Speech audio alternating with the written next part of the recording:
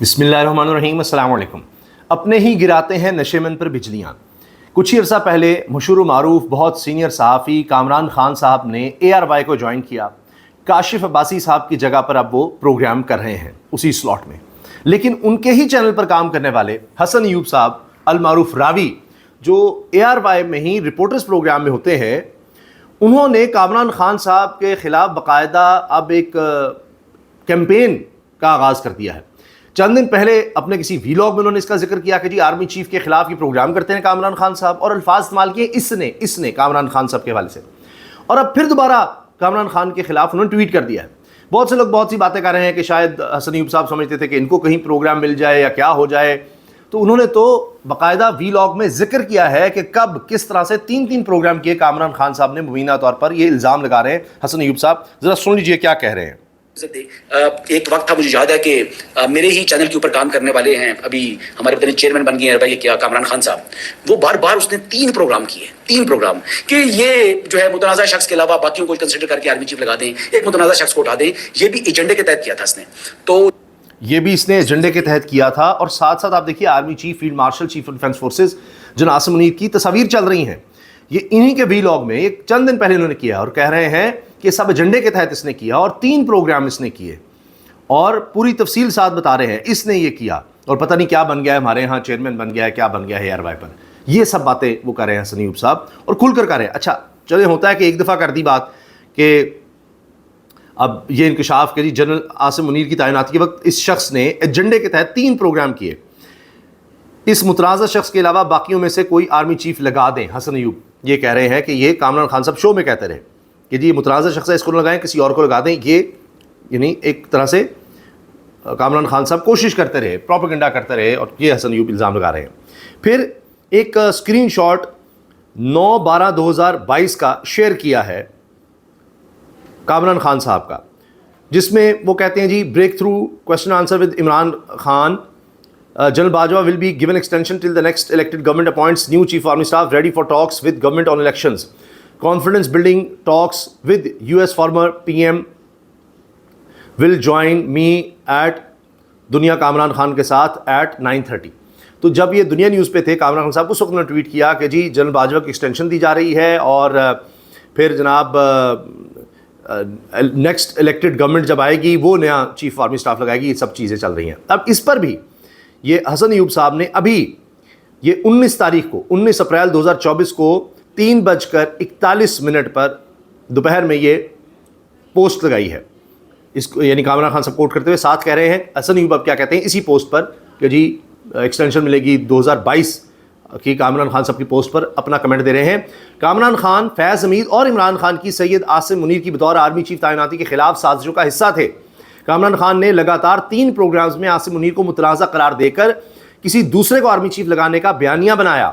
سید عاصم منیر کی تعیناتی کے دن میں نے کہہ دیا تھا کہ اب گرگٹ کی طرح رنگ بدل کر چاپلوسی نہیں کرنے دوں گا، مسلسل آئینہ دکھاتا رہوں گا۔ یہ جناب حسن ایوب صاحب اپنے ٹویٹر ایکس اکاؤنٹ پر پوسٹ لگا رہے ہیں، لگاتے چلے جا رہے ہیں، یہ باتیں کر رہے ہیں۔ سوچئے ذرا کیا ہو رہا ہے۔ اچھا اب آ جائیے میاں نواز شریف صاحب کی طرف۔ بڑے بڑے پروجیکٹس انہوں نے لانچ کیے، بڑے بڑے پروجیکٹس لانچ کیے، انہی بڑے بڑے پروجیکٹس کے اب کھاتے کھل چکے ہیں، کھاتے پکڑے جا رہے ہیں، پرانے لوگ سب چیزیں پکڑوا رہے ہیں۔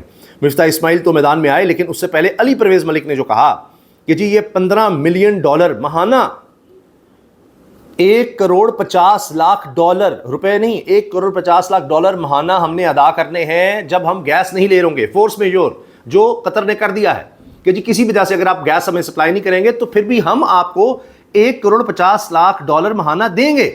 یہ معاہدہ کب ہوا؟ علی پرویز ملک آج نون لیگ میں وزیر پیٹرولیم بیٹھے ہوئے ہیں، اور وہ کہہ رہے جی دیکھیں یہ معاہدہ بڑا غلط تھا اور یہ بدنیتی پر مبنی تھا، یہ غلط کیا گیا ہے۔ ایسے تو دنیا میں کہ نہیں ہوتا کہ آپ کسی وجہ سے مجھے چیز سپلائی نہیں کریں گے تب بھی میں آپ کو $1,50,00,000 ماہانہ دوں گا۔ تو معاہدہ کس دور میں ہوا؟ میاں نواز شریف کے دور میں ہوا۔ اب مفتاح اسماعیل صاحب کہہ رہے ہیں کہ جی آپ صرف یہ نہیں کہ جی اس وقت شاہد خاقان عباسی تھے اور اسحاق ڈار صاحب وزیر خزانہ تھے، میاں نواز شریف صاحب وزیر اعظم تھے، تو مفتاح اسماعیل کہتے ہیں علی پرویز ملک اور ویس لغاری کو کہہ دینا چاہیے کہ صاحب آل میں جو کوئلے کا پلانٹ لگایا اس کو لگانا بے وقوفی تھی۔ صوبے کے وسط میں کول لگنا چاہیے یا شور کے پاس یعنی صحرا کے پاس یا یعنی سمندر کے پاس، اور کیا زرعی زمین پر لگنا چاہیے یا شور یعنی سمندر کے پاس لگنا چاہیے؟ اتنا مہنگا کول ٹرانسپورٹ کرنے سے بہتر نہیں تھا کہ بجلی ٹرانسفر کر دیتے، وہاں پر بجلی کا لگتا کارخانہ اور یہاں ٹرانسفر ہو جاتی؟ ان لوگوں نے علی پرویز اور اویس لغاری کو یہ بات کرنی چاہیے، مفتاح اسماعیل، یہ وہ جیو کے پروگرام کہہ رہے ہیں۔ اب کھاتے کھول رہے ہیں، ایک دوسرے پر الزامات لگا رہے ہیں، وہی جو سسٹم کا حصہ تھے۔ اور یہ دیکھیں، انہوں نے 2014 میں اینگلو ٹرمینل معاہدہ کیا، پھر دوسرا معاہدہ 2015 میں گیس پورٹ ٹرمینل کیا، یہ سارے اب گلے پڑ گئے ہیں۔ نواز شریف کے دور حکومت میں ہوئے دونوں ٹرمینل 2015-17 کے یہ درمیان فعال ہوئے نواز شریف کے دور میں، یہ سارے یہ جو LNG معاہدے ہیں نا، یہ سارے اس دور کے تھے۔ اب اس قوم کو $1.5 کروڑ دینے پڑ رہے ہیں، ٹھیک ہے جی، اور $1.50 کروڑ $15 ملین ماہانہ دینے پڑ رہے ہیں، اور اس پر شور مچا ہوا ہے۔ اور صرف یہی نہیں ہے کہ ہم گیس بھی نہیں لے رہے، اس کی وجہ سے بجلی بھی نہیں بن رہی، اور ہم پیسے دیتے چلے جا رہے ہیں۔ ایک اور کھاتا بھی کھل گیا ہے، اور وہ ہے نندی پور پاور پروجیکٹ، جس کی بڑی تشہیر کی گئی تھی۔ 57 ارب لگایا گیا اس پہ، اور صرف 95 میگا واٹ بجلی بنی، صرف 95 میگا واٹ، یہ بھی نواز شریف صاحب کا کیا دھرا ہے۔ اچھا، بڑا اس کا شور تھا، 57 ارب روپے پر یہ مکمل ہوا، اور 95 میگا واٹ، صرف 95 میگا واٹ اس سے بجلی بنی تھی۔ پتہ نہیں کوئی 60 کروڑ روپے یا 1 میگا واٹ کا بنتا ہے، اور اس کے بعد یہ بند ہو گیا سارا پلانٹ ہی، اور اس سے پیدا ہونے والی بجلی 42 روپے فی یونٹ پڑنی تھی تب، جب یہ چلتا تو کچھ ہوتا، آج پتہ نہیں کتنی تھی۔ اور پھر سنیے، اس کا ٹھیکہ ایک چینی بلیک لسٹ کمپنی کو دیا گیا تھا، ٹھیک ہے جی۔ اس کو یہ کہتے ہیں جی ترقیاتی بجٹ، اور ترقیاتی ہم نے جو کام کیے کمال کر دیا، یہ نندی پور پاور پروجیکٹ میں۔ اور سنیے، اس کے ریکارڈ کو آگ لگ گئی تھی، کمپیوٹر بیک اپ ریکارڈ بھی ضائع ہوا، 2 سیکورٹی گارڈز پر اتنے بڑے پروجیکٹ میں آتش زدگی کا مقدمہ درج ہوا، صرف 2 سیکورٹی گارڈ پر، کہ جی سارا ریکارڈ اس کا جل گیا نندی پور پاور پروجیکٹ کا۔ اور پھر کہا گیا جی چیف سیکورٹی آفیسر کے کہنے پر آگ لگائی تھی انہوں نے۔ لیگی حکومت میں نیب نے اس پروجیکٹ میں پیپلز پارٹی کے رہنما بابر اعوان کو تاخیر کا ذمہ دار بھی قرار دیا تھا کہ جی وہ اس کے خلاف چلے گئے تھے اور یہ سب کچھ ہوا تھا۔ ان کے ریکارڈ جل جاتے ہیں۔ ابھی پھر ایک ریکارڈ جلنے کی آج کی خبر سن لیجئے۔ آڈٹ کا خوف، کرپشن اور گھپلے کی وجہ سے اسلام آباد اربن برانچ کے ریکارڈ روم میں اتوار کو چھٹی کے دن آگ لگ گئی، اور ریکارڈ بھی جل گیا ہے۔ اربن برانچ میں FBR کی طرف سے آڈٹ کیا جا رہا تھا۔ تو اب آپ مجھے بتائیے کہ چھٹی والے دن آگ لگ گئی ہے۔ یہ نواز لیگ کے دور میں، شریف خاندان کی حکومت کے دور میں یہ آگ لگتی رہتی ہے، یہ سب کچھ ہو رہا ہے۔ اور سینئر صحافی سید عمران شفقت کہہ چکے ہیں کہ پنجاب کے وزیر اعلیٰ کے پاس، مریم نواز صاحبہ کے پاس اس وقت دو جہاز ہیں جو ان کے زیر استعمال ہیں۔ ایک جہاز پر مریم نواز صاحبہ اپنے والد کے ساتھ نئے جہاز پر، نئے والے پر انہوں نے کہا جی ہم نے مری جانا ہے، نیا جہاز ہم استعمال کریں گے۔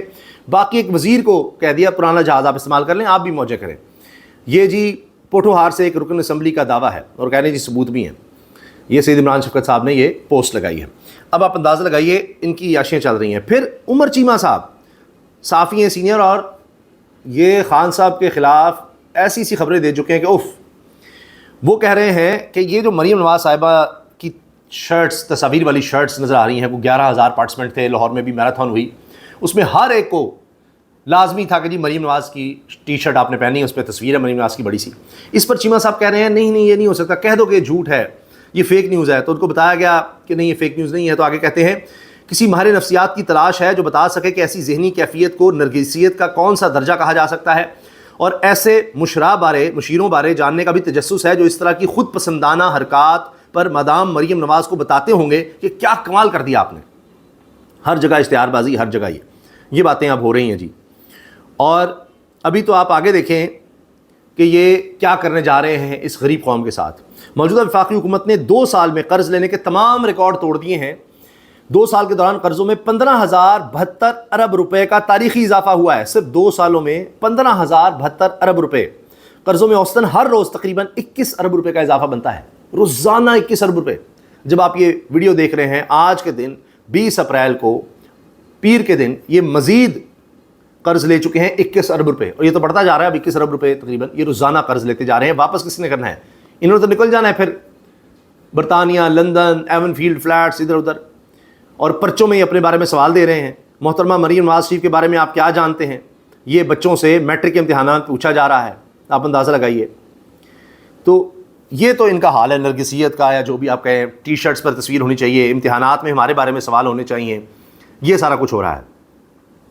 اچھا، رؤوف کلاسرا صاحب سینئر صحافی وہ بھی کچا چھٹا کھول رہے ہیں کہ یہ جو معاہدے سارے آپ کہہ رہے ہیں نا کہ قوم کو یہ $1.5 کروڑ ماہانہ دینے پڑ رہے ہیں، لٹ گئی قوم، برباد ہو گیا ہمارا سارا توانائی کا میکنزم، سارا آپ دیکھیں کہ کیا دھرا ان کا ہے۔ تو اس پر وہ بتا رہے ہیں کہ میاں نواز شریف صاحب وزیر اعظم تھے، اسحاق ڈار وزیر خزانہ تھے، ان معاہدوں کی سمری کی منظوری وزیر اعظم نواز شریف کی کابینہ نے دی تھی، اور اسحاق ڈار ECC میں تھے جو بڑی اہم ہے، اکنامک کوآرڈینیشن کمیٹی، اس سے منظوری وزیر خزانہ اسحاق ڈار نے دی تھی۔ تو یہ سب کچھ ان کے دور میں ہوا ہے، اور گیس پیٹرولیم سیکٹر میں نارمل 16-18% ریٹرن کی بجائے اس کمپنی کو 46% ریٹرن دیا گیا اس ناقص معاہدے کے تحت۔ $2,75,000 کراچی کی کمپنی کو 2014 سے مل رہے ہیں، چاہے وہ چھوٹا سا ٹرمینل استعمال ہو یا نہ ہو۔ اب وزیر پیٹرولیم علی پرویز ملک جو ایک ذہین نوجوان وزیر ہیں، ذرا وہ سب 2014 کی سمریاں اور ECC اور کابینہ اجلاس کے منٹس نکال کر پڑھ لیں تو سب سمجھ آ جائے گا کہ کون کون اس بربادی میں حصہ دار ہے۔ نکال لیں ذرا، اسحاق ڈار وزیر خزانہ، نواز شریف وزیر اعظم، ECC سے منظوری اسحاق ڈار دلوا رہے ہیں، سب کچھ کر رہے ہیں۔ تو دیکھیں نا ذرا کیا کیا ہو رہا ہے۔ اب جناب ایسے لوگوں کو بٹھایا جائے گا نا جب اقتدار میں، گورننس میں، تو تباہی آنی ہے۔ شہباز شریف کی منتیں کام نہیں آ رہی، آنیاں جانیاں دوڑیں کوئی کام نہیں آ رہی۔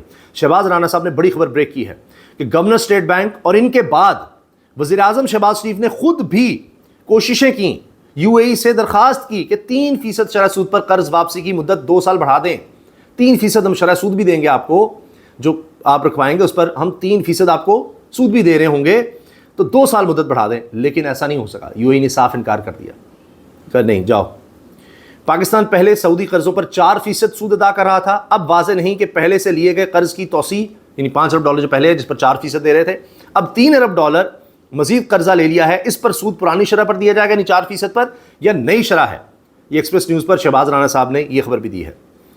اور تو اور یعنی $3.5 ارب UAE کو دے رہے ہیں اور $3 ارب ہم سعودی عرب سے لے رہے ہیں، باقی 500 کروڑ کہاں سے کرنا ہے، یعنی $0.5 بلین کہاں سے کرنا ہے، $550 کروڑ جو ہے، $500 ملین، اس کے لیے ہم کیا کر رہے ہیں جی، اسٹینڈرڈ چارٹر بینک سے خریدے گئے یورو بانڈ کے بس 7% سود دے رہے ہیں۔ اتنا مہنگا انٹرنیشنل اسٹینڈرڈ کے مطابق، اتنی ڈیسپریشن ہے۔